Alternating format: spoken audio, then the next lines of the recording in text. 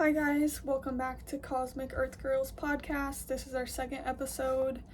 Today I have a ring, and this is Greta. Today I have a ring light, so hopefully the lighting's a little bit better. But I was not able to find a microphone for today. I was gonna borrow my brother's little wired headphones that have the little microphone, but I couldn't find them. So we will try to get some sort of microphone by next episode, but honestly, it doesn't matter.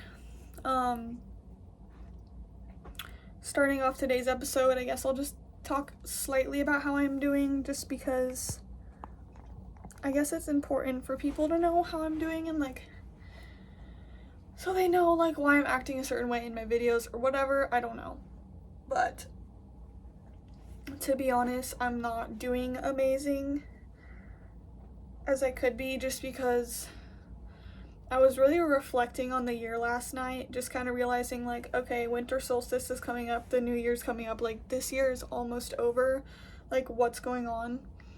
And yeah, I have never ever felt more unprepared for 2026. I've never felt more unprepared for the new year in my life. I just don't feel ready. I look back on this year and I'm like, what actually happened? Because I feel so unprepared, I feel so anxious, and I'm trying not to lose it. I'm trying not to just break down and cry, because I just don't know what's gonna happen. 2026 for me is a huge year, and it's gonna be a lot of uncertainty. Anyways, I am just very unprepared for 2026 because I will be graduating from college and I have no clue where I'm gonna be going, what I'm gonna be doing after that. And so I have to do a lot to prepare in the next semester for that, and I'm just really stressed out. So that doesn't really have to do with what we're going to talk about today, but that's kind of just an update. So the first topic I want to get into today is climate grief, and I want to do a couple of disclaimers about this. First, everyone's experience with climate change is completely different, and from their perspective of where they live in the world, and it also may be different depending on if this is something that you're passionate about, if you're passionate about environmental issues, if you're going for environmental science or environmental issues and you're learning about these things on a daily basis, you might have a different perspective or different feelings about climate change than someone who doesn't know as much about it and hasn't experienced as much on a local level. I think that I definitely notice it more because I am trying to notice these things. I am trying to analyze the changing climate in my area, but a lot of people just go about their day-to-day lives with not really thinking about those things, and so they might not notice climate change in their area, and that's okay. I'm not judging those people. We all have different experiences with changing climate in our areas, but I just wanted to talk about my experience lately with climate grief, what's been going on. So I think what's just been stressing on me lately is I have seen a drastic change in what winter is like now within the last couple years where I've grown up, as comparing it to what it was like when I was a kid, and it's a little bit concerning. So just for context, I'm not gonna say where I live, but you will find out later in the video. I do live in the Northwest. Okay, but I'm not gonna say exactly where I live. But when I was younger, it felt like I was growing up in the Arctic tundra, which is not actually true, but that's just my exaggeration. That's what it felt like. It felt very, very cold, very winter. It would snow. It would be winter 8 months out of the year. It would start snowing in October, heavy dumping snow in October, and go all the way to April. You could go skiing all the way till April. And it would get down to -20 sometimes, and we'd have snow days where it was just feet and feet of snow. You couldn't drive anywhere, you couldn't go to school. So that's what I grew up with as a kid. That's what I was used to, is I live in a very wintry place where it's pretty brutal cold. Well, now, in at least the last 4 or 5 years especially, it has become a very mild winter, and it feels like a completely different place. It's sometimes it doesn't even snow till January. It rains instead of snows. It's muddy, it's gross. It's like above 30, which is abnormal. And yeah, it's just like less of a winter. There's not really, like, another example is like there's a ski area right in my hometown where I live, and growing up it was like awesome, it was amazing, like we'd always go there, we'd get the season passes. It's like now people don't even buy their season passes anymore because there's no snow and it's not worth it, and it's only good maybe 1 month out of the year when it used to be good like 5 or 6 months out of the year. So yeah, sometimes we don't get snow now till January, and it's a very mild winter. It's like very warm and then it melts quickly. Like we got a good snow like a month ago, immediately melted, and it immediately melted at around the same time there was these massive floods in the Pacific Northwest, and there was also some flooding in my state as well. Um, and so yeah, I kind of just felt uneasy because during finals week it was literally 50 degrees outside and raining in December. And that just felt just not normal. It just felt concerning. I'm like, what's going on here? Um, and again, it's raining today. It should be colder than it is. It should not be sunny and raining.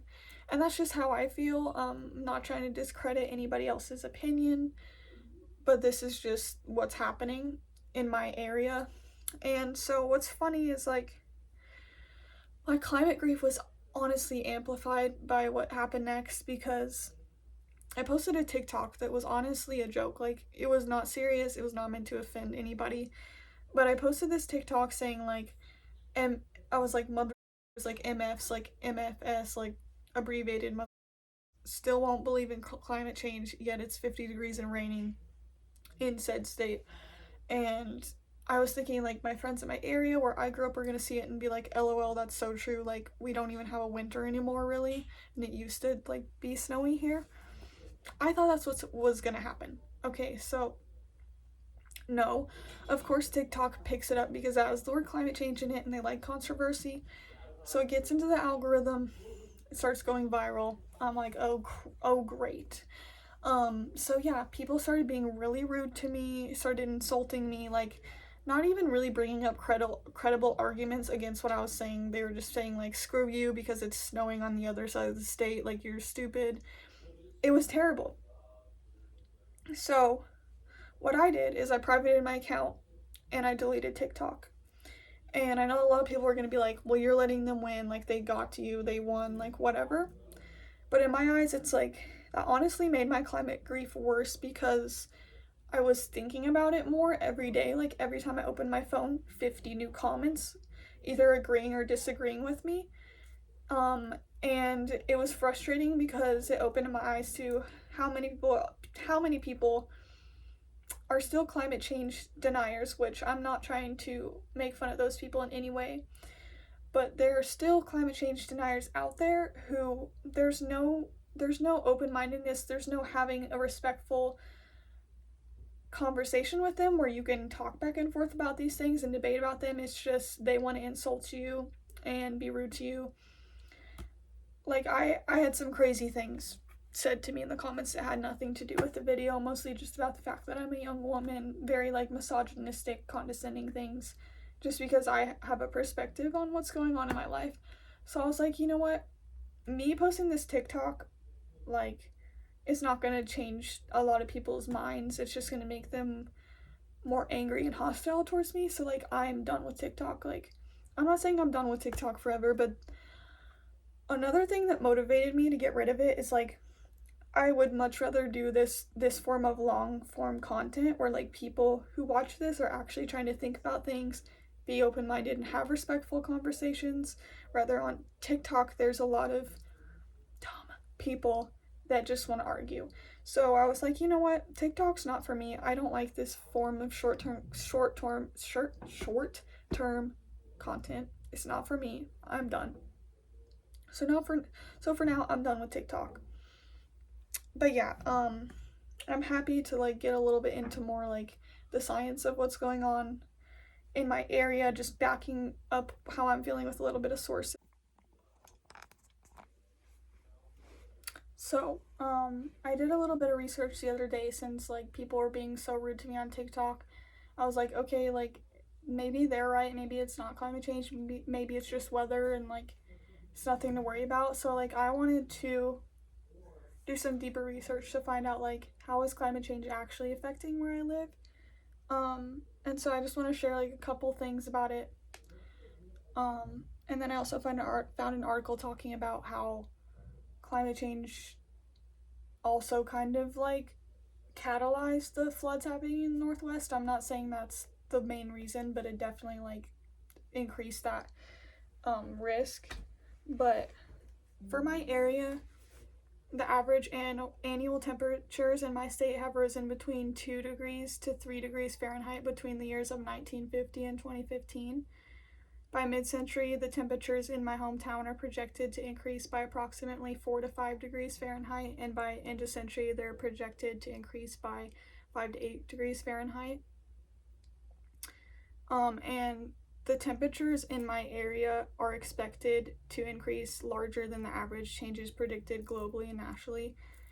And this makes sense just because we live in an area that historically is, like, very cold, and those places are obviously going to see more drastic changes in climate change when you're going from a place that's, like, wintry and snowy and mountainy to, like, that all going away basically. And like, wildfires getting worse, like, we're going to see a lot of impacts in my area, whereas someone that lives in a more predictable climate, or, like, moderate climate where it's always the same weather, it might be different. It might just get slightly hotter there and maybe they don't notice. The thing that really stuck out to me is that where I live in, like, a valley elevation. So where I live, it used to be like a glacial lake. Like, we're talking back in, like, the Ice Age or even before that. I don't know exactly when. But yeah, it used to be a glacial lake. Now there's a little town sitting in this valley, and then it's surrounded by mountains. So because of climate change, the total annual precipitation shows year-to-year variability with no strong long-term increase and decrease. However, winter participation is now increasingly falling as rain rather than snow at valley elevations like where I live. Office in my area predicts that there will be more precipitation falling as rain instead of snow, lower snowpack and earlier snowmelt leading to peak runoff, and lower summer stream flows. So yeah, that's, like, the main. I'm trying to see if there's anything else that I need to really share, but, like, those are the main things that are happening in my area. Is, like, shorter winters, it's getting a little bit warmer, and instead of snow we're having rain. So that can have a lot of consequences. It's like a domino effect, we can have more flooding, obviously, because, like, it can snow and then it immediately melts and it's all just running off. There's water everywhere, like, slushy mess. But also, like, if we have shorter winters and less snowpack, there's less to combat against the wildfires in the summer. So this is also going to be a huge issue, and I think, at least in the comments of my TikTok, there's a lot of people that are worried about the wildfires for this summer. They're like, this winter's not looking good, like, we're cooked. I did also find an article talking more about just the floods in general in the Pacific Northwest. And meteorologists are saying this came from an atmospheric river, which I don't quite understand what that is, but meteorologists, according to this article from Grist, are also saying that climate change is causing a warmer atmosphere that can hold more moisture, and so it's leading to more rain events like this atmospheric river, leading to more floods. So I didn't really want to get too much into the science of that. If you guys are really interested about that, I can do another video where I do a little bit more research and we talk a little bit more in depth about climate change impacts and, like, I don't know, like, how floods will increase in certain areas, things like that. But I do want to move on to a different topic, and I promise, like, I know these topics suck. Like, the first two topics for this podcast are very stressful, because they're about environmental issues currently happening. But we're going to wrap up the episode by talking about Yule, so hopefully that'll help balance out and be like, okay, we're talking about the stressful things and then we can relax a little bit. So let's get into the next section of this video. So I don't know why I'm not taking any breaks in this video. I'm just like, let's go, because like my mind is sharp right now. As you can tell, the difference between this video and the last one, I could not like keep my focus in the last video because I gardened a little bit before. We're locked in right now. We did not garden before this, and so let's get into it. The second thing I want to talk about, and I'm trying to figure out where I should sit, but the second thing I want to talk about in this video is AI. We need to talk about it because it's just gonna get worse. We need to talk about the consequences of AI that I'm particularly worried about. So I wrote some notes down so we can stay on track. Look up any sources for this, which we can if we want to, but like this is mostly based off of like what I've learned from just like, I don't know, what I've learned in school, what I've learned from seeing things on social media, from credible accounts, like environmental organization accounts. But yeah, I encourage you to do your own research to back up what I'm saying with credible sources, because I don't want people to be like, oh, I don't believe you because you're just a girl yapping on a podcast. Like, these things are real, these things are happening. Anyways, let's get into it. First, I want to talk about the environmental impact of AI because it is scary. So not only does AI use so much energy, like these data centers need so much energy to run. They need water. For some odd reason, they need, like, some of the data centers, a majority of them, are using fresh water, like big amounts of fresh water, to cool their data systems, which I'm really confused about, and that's why I want to do more research about this.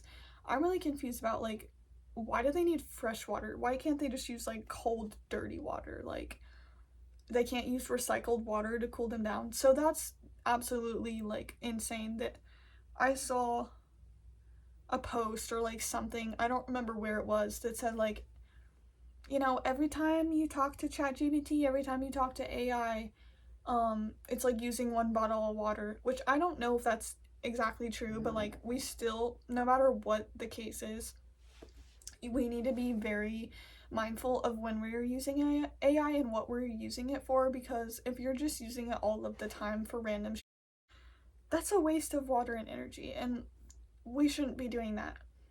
With that being said, the information is still unclear, and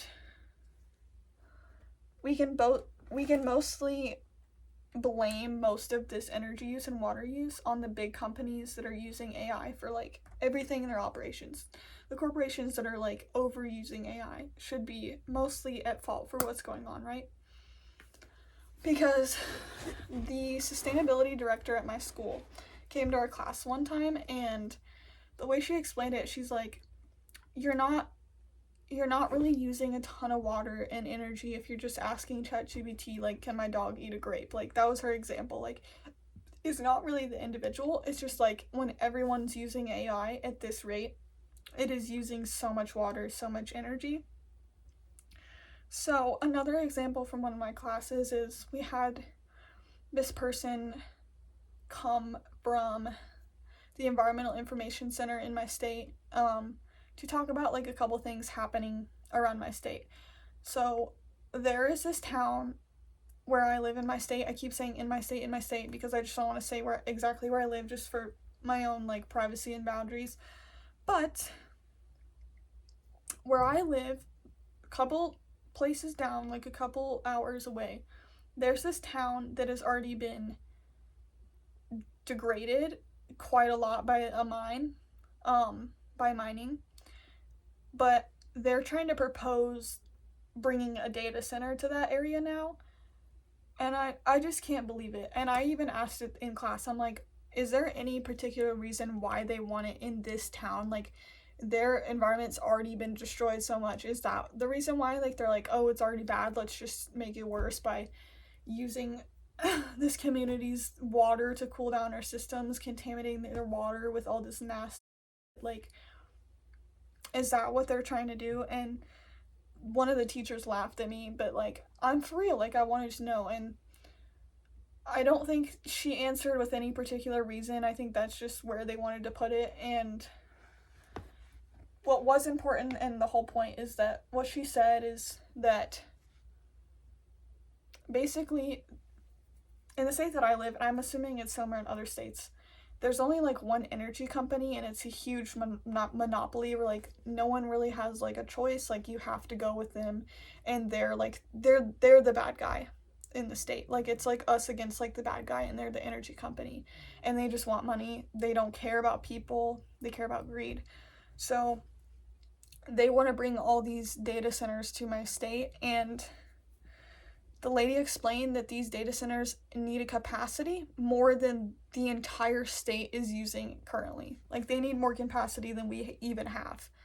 So they would be developing even more energy, whatever the like even more coal, more like oil and gas, like even more of that, because some up like a certain percentage of the energy use in my state comes from like hydropower and wind and things like that, but a large majority of it still comes from coal and natural gas. So that's just gonna make obviously like our atmosphere even worse with pollution and just overuse of resources, over extraction.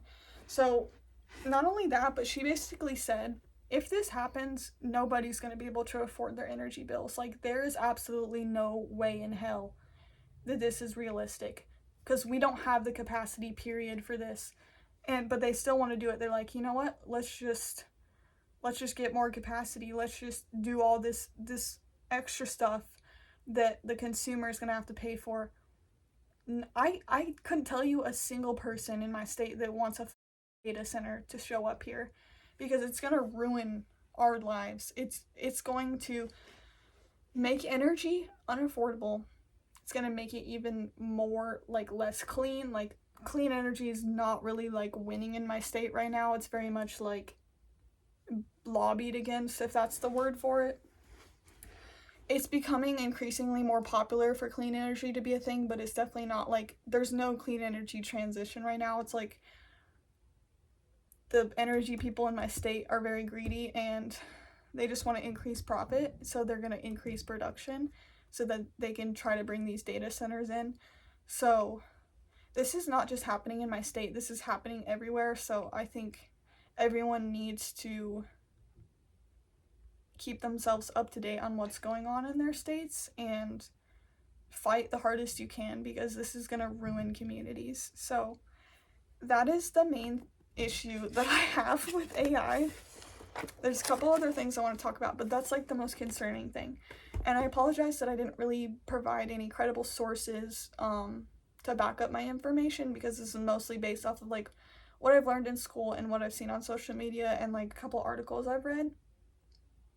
But there is so much information out there on TikTok, on Instagram, on Google. Just talk to people in your community, because these things are happening. The second thing I want to talk about with AI that has been really frustrating to me lately is what it's doing to the job market. Obviously, there's a lot of factors impacting the job market right now, and a lot of people are very much aware that the job market sucks right now, because a lot of people are trying to find new opportunities like me. So I wanted to look up what basically, AI is making it even worse, of course. I wanted to look up like what are the main jobs being replaced with AI. And of course I was given an AI overview by Google or Bing, whatever this is. But I guess that's what we're going to use. So according to this AI overview, the jobs being mostly impacted by or replaced with AI are customer service representatives, writers and journalists, which is just absolutely, let me just stop there. What the fuck? What do you mean writers and journalists? Because I don't want to hear what a robot has to say. Sorry, I'm not reading a writing piece written by a robot. I want to hear what a person actually has to say, because everyone has different writing styles, and that's what I think is so beautiful about writing. So that's just a side tangent, because I also love writing, so that pisses me off. Translators and interpreters. I'm sorry, you want to... Okay. Next, sales representatives. You're gonna try to get a robot to sell me something? I'm not buying it. I will not buy from those companies. Oh, you want a robot to sell me something? No, I want a person to sell me something. Data analysts and business analysts, and web developers.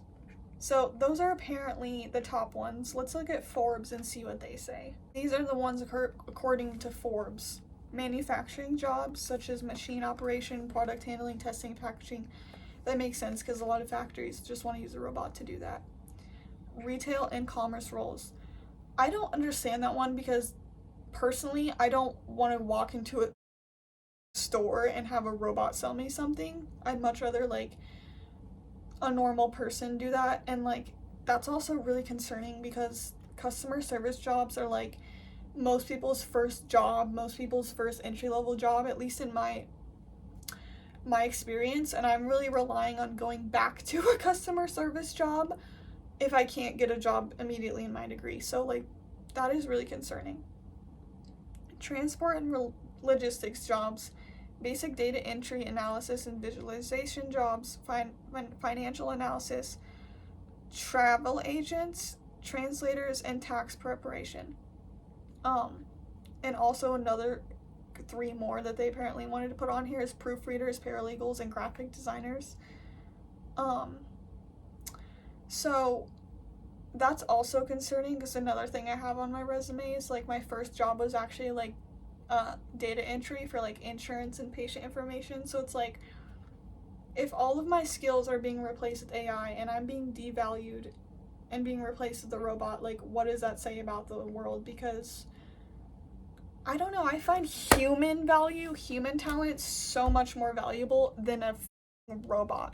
And I'm gonna have to edit out me saying the F word so many times, but it just makes me so angry because these companies that are replacing people with AI are terrible corporations, terrible companies. You should not support those companies because that just honestly makes a worse company. I would much rather invest in places that invest in real people because real people have so much, no offense to the AI that's listening to me on my computer or phone or whatever, we have so much more value to bring because every person is different. Every person is well versed in different skills and has had a different background, a different life, and has different passions, different creativity they can bring to the table.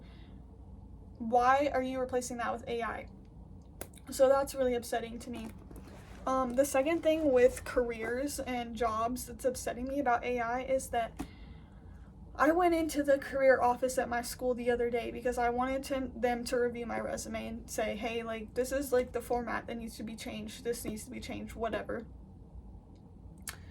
Little did I know we were going to spend the entire appointment talking about how I need to put the job description into AI so it can output the keywords, and then I need to use AI to tailor my resume so it sounds like, so it uses the keywords and so that the AI tracking system will pick it up, because now a lot of those online applications, a lot of those more competitive corporate jobs especially, are not even reviewed by a real person. It's reviewed by AI. So it's basically just a game of like, I'm gonna use my AI bot against yours, and like they're just gonna fight each other. Like it's not even like a real person thing anymore to get a job.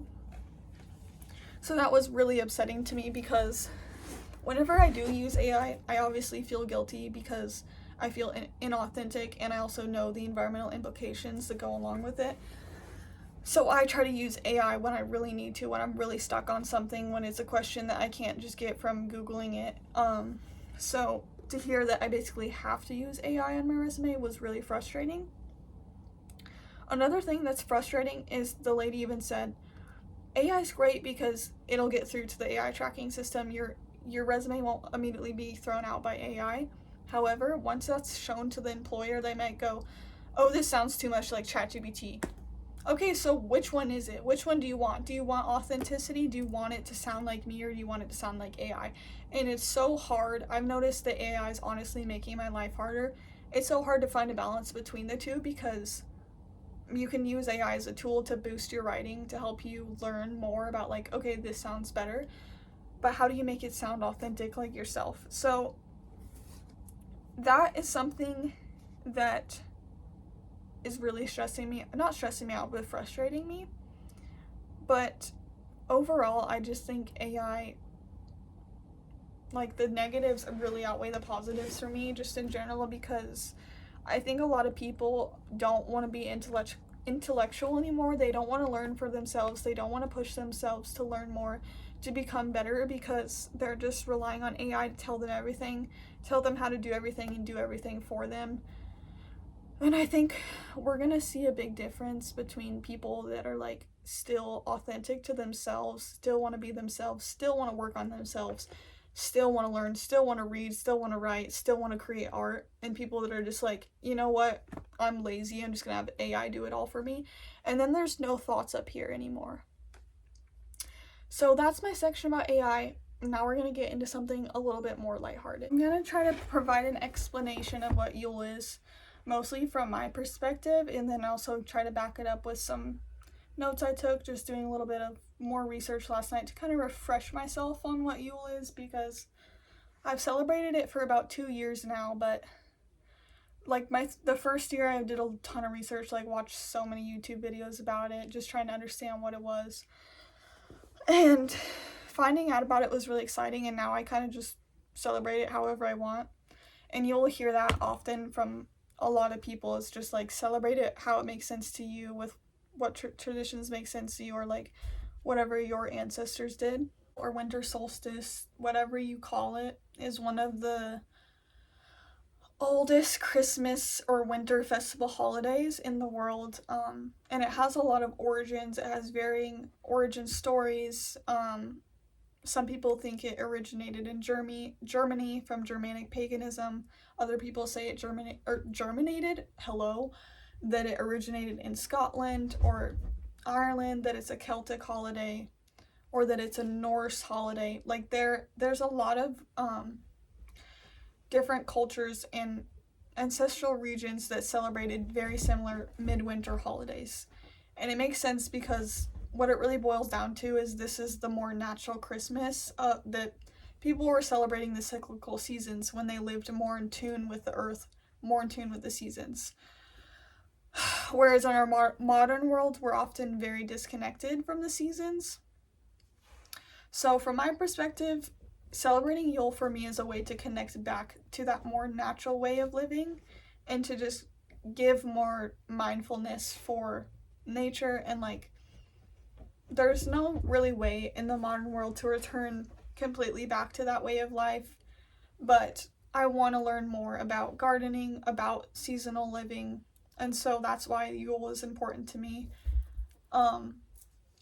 But yeah, Yule or winter solstice usually starts on the 21st or 22nd, where the like best explanation would be, but it is the shortest day of the year and the longest night of the year. So it's basically the day when there's not very much sun out, but from that point on, the sun starts to come back. The light in the world starts to come back. So this is really about like death, rebirth, and renewal. And so the way that I use Yule is like a time for reflection, introspection, meditation. I really just take it as a time to really return inwards and like work on myself. Like, I often find like I don't want to be as social at this time. Like, it really feels sacred to me. I don't like want to expend my energy to people that don't need it. It's like, this time's really about me and like preparing for the next year. But yeah, I have like some notes kind of just like about the more traditional things that are done and like what it means, and I'll get into that. Personally, what I love about this time is it's like, it feels like a time where I'm like, I can really go inwards, I can meditate so much and just really reflect on like what I've accomplished in the year and like where I want to be in 2026. And so it's very similar to like New Year's resolutions, but it's more about like celebrating nature, celebrating the seasons, honoring winter. Like, it really helps you have more appreciation for winter. But here are some more notes about it. So it is technically a 12-day celebration. If I'm not mistaken, I think it starts on the 21st and ends around like January 1st or 2nd. So I think that's honestly cool because it's like, instead of being like, oh, you only celebrate Christmas for one day, it's like you can celebrate every day. You can do a different ritual, a different tradition every day. And the Christmas tree was actually a Yule tree originally, so that's another thing we need to touch on. Christmas used to be Yule, and what happened is Christians came into areas like Germany and Norway, all these places, and colonized these people, took their holiday they were already celebrating and replaced it with Christmas. So they basically were like, okay, these people are already celebrating the return of the light. Let's just say it's like the return of Jesus and he's the light. And for me personally, like, I respect all religions. I have nothing wrong with Christians. Let me just say that. I grew up Christian, but I've just slowly, like, I'm definitely not Christian anymore. I would not identify as Christian.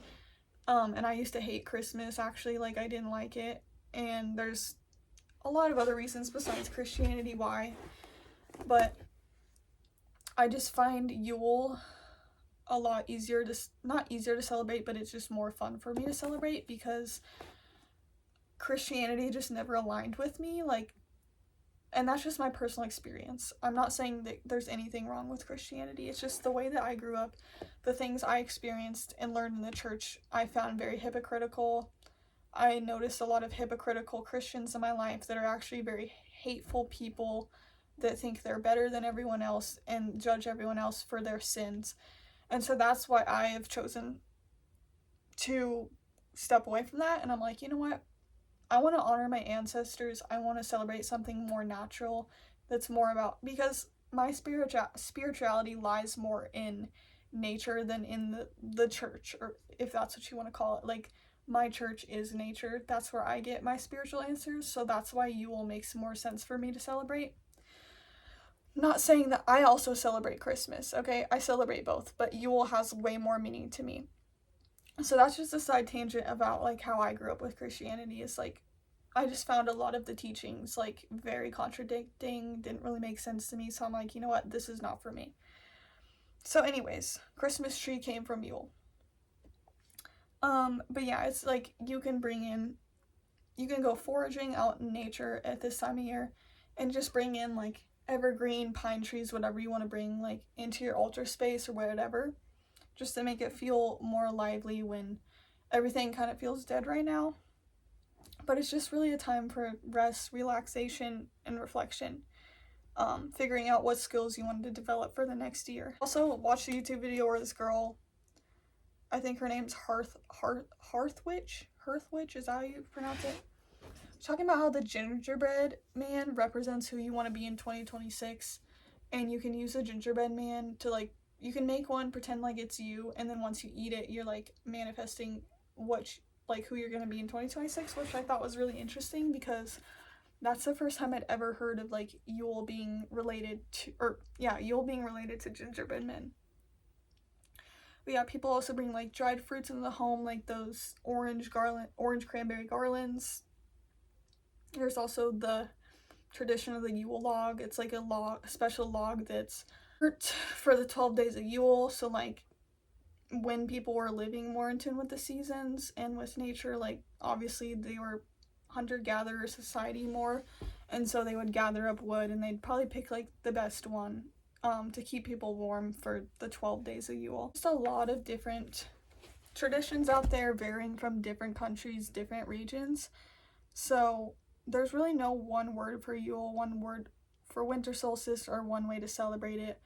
I would encourage people to look into their ancestry, like, look where you come from and try to figure out what did they celebrate, like, what type of winter holiday did they celebrate, because that can be really healing and really exciting. So just, like, do what makes sense for you and your spirituality. Like, for me, this is a time to just do a lot of meditation, take more time for self-care for myself, and just be more deeply, like, spiritually aligned with the world, because I feel like a lot of times I get spiritually disconnected, especially in the modern world. And this just gives me a time to really, like, sit down and be like, okay, let's meditate, like, let's try to talk to the universe, like, let's connect back to the source and I don't know, like, let's try to grow, let's try to evolve. And so that's why I love Yule so much, but everyone has their own reasons. But I think this is where I'm going to end the podcast.